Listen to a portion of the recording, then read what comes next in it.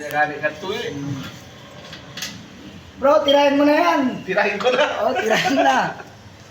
Ito. Yan, saan yung marking yun ha?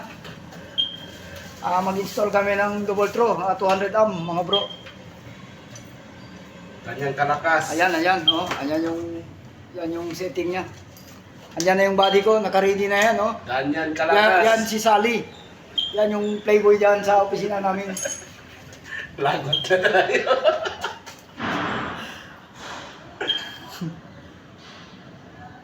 Nasunog yung double throw nila dahil nabiyak yung jumper. Ayan o, nabiyak yan, nabiyak.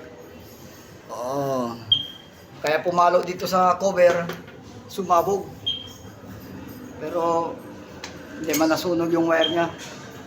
Yung sa double throw lang yung nagka-problema.